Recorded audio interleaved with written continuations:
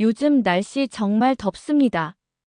그러다 보니 선풍기, 에어컨 사용으로 전국적으로 전력 사용량이 엄청나게 늘고 있는데요. 이런 상황에서 정부가 추진 중인 지역별 전기요금 차등제가 빠르면 올 3분기부터 시작된다고 발표되었습니다. 지역별 전기요금 차등제 처음 들어보시거나 조금 생소하게 느껴지시는 분들도 많으실 텐데요. 쉽게 말해 지역마다 전기요금을 각기 다르게 받겠다는 정책입니다. 그렇다면 왜 이런 제도를 추진하는 걸까요? 그리고 시행되면 우리 지역의 전기요금은 오를까요? 내릴까요? 심지어 일부에선 서울 전기요금이 3배 오른다는 소문까지 퍼지고 있습니다. 이거 정말 사실일까요? 그래서 준비했습니다. 지역별 전기요금 차등제의 목적은 무엇인지, 우리 지역 전기요금은 어떻게 바뀔지, 그리고 요금이 오른다면 얼마나 오르고, 내려간다면 얼마나 내려갈지, 그 내용을 오늘 낱낱이 파헤쳐 드리겠습니다. 영상 끝까지 보시고, 우리 시니어님들의 의견도 댓글로 남겨주세요. 그럼 시작하기 전에 구독, 좋아요, 알림 설정과 함께 영상 공유도 많이 부탁드립니다. 안녕하세요. 시니어를 위한 꼭 필요한 정보. 시니어 멘토입니다. 지역별 전기요금 차등제는 대통령의 공약 가운데 하나로 빠르면 올해 3분기부터 시행될 수 있다고 합니다. 하지만 아직 이 개념이 우리에겐 익숙하지 않죠. 그래서 먼저 지역별 전기요금 차등제가 무엇인지부터 살펴보겠습니다. 한마디로 말해 전력을 많이 생산하는 지역은 전기요금을 깎아주고 전력 생산이 적은 지역은 요금을 더 내게 하겠다는 정책입니다. 즉, 우리 지역이 전기를 많이 만들어낸다면 전기요금이 낮아지고 전기를 거의 생산하지 않는 지역이라면 요금을 더 내야 한다는 뜻이죠. 이건 대통령뿐 아니라 SK 최태원 회장도 언급했는데요. 기름값도 과거엔 전국이 동일했지만 지금은 지역마다 다른 것처럼 전기도 에너지인 이상 같은 방식으로 가격이 책정되어야 한다는 의견입니다. 수도권처럼 발전소에서 먼 지역은 전기요금이 더 비싸야 하고 지방의 발전소 인근은 더 싸게 공급되어야 산업 구조가 재정렬된다는 겁니다. 그렇다면 발전소는 어디에 있을까요? 대부분 해안가에 위치한 화력, 원자력 발전소들입니다. 주로 서해안, 동해안 지방에 몰려 있고 이곳에서 생산된 전기가 고압 송전선을 타고 수도권으로 공급되고 있습니다. 이렇게 먼 거리까지 전기를 보내려면 송전 비용이 추가로 드는 것이죠. 즉, 전기는 지방에서 만들고 수도권에서 다 쓰는 구조이지만 현재는 전국이 모두 동일한 요금을 내고 있는 것입니다. 대통령도 후보 시절 전기는 영광에서 생산하는데 서울과 전기요금이 같다는 게 이상하다며 차등제 도입의 필요성을 이야기한 바 있습니다. 자, 그렇다면 우리 지역이 전기를 얼마나 자급하는지 전력 자급률을 확인해 보겠습니다. 2023년 한국전력 통계에 따르면 서울 10, 대구 13, 광주 9, 대전 3, 충북 11. 이 5지역은 전력 자급률이 매우 낮습니다. 반면 부산 174, 인천 186, 강원 213, 충남 214, 전남 198. 이런 지역들은 전기를 많이 생산해서 다른 지역에 공급해주는 곳들이죠.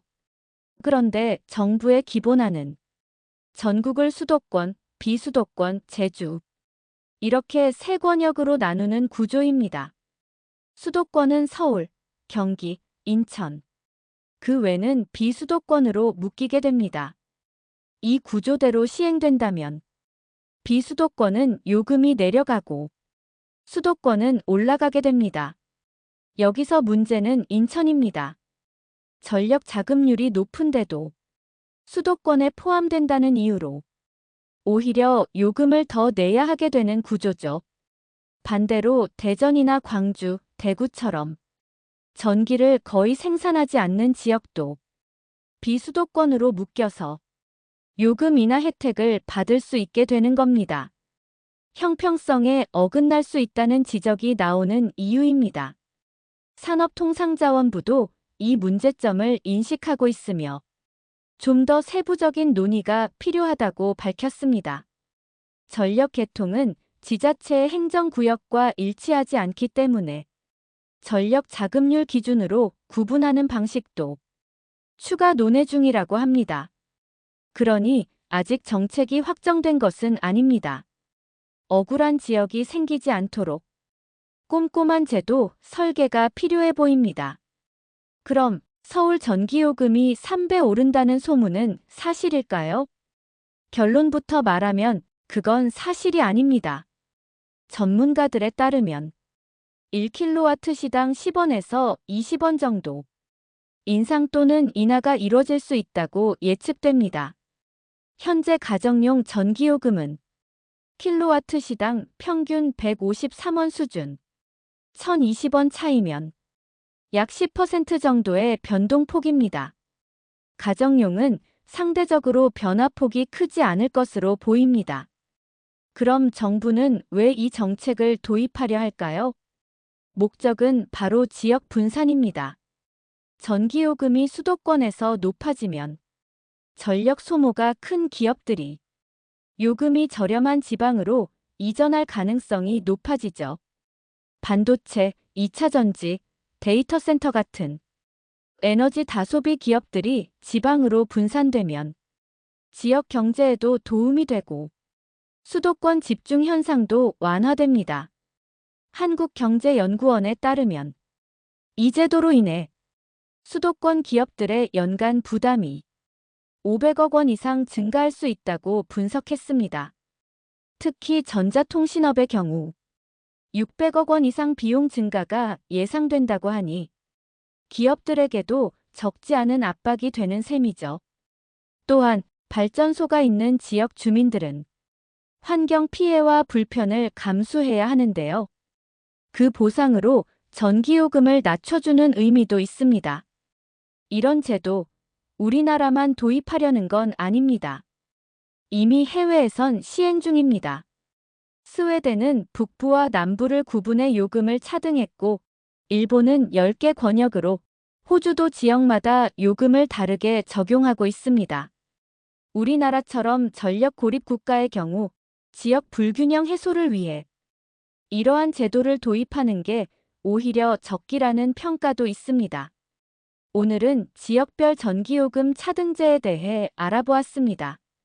지역에 따라 요금이 오를 수도 있고 내려갈 수도 있습니다.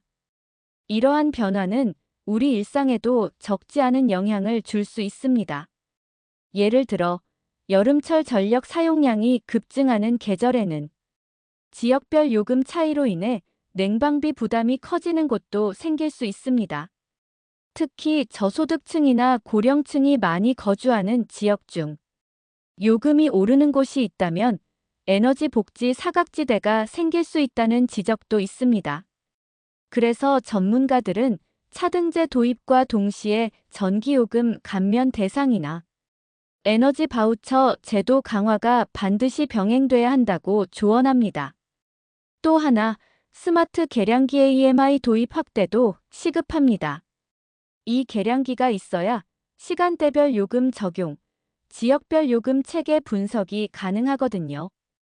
정부는 2024년까지 전국 가구의 50% 이상의 스마트 계량기를 설치하겠다고 밝혔지만 지방 소도시나 고령자 가구에는 아직 설치율이 낮은 편입니다. 이런 문제는 결국 제도 도입의 형평성과 수용성 문제로 이어집니다. 정책 취지는 좋더라도 국민이 체감하기에 억울하거나 불공정하다고 느끼면 반발이 커지고 제도 자체가 흔들릴 수 있죠.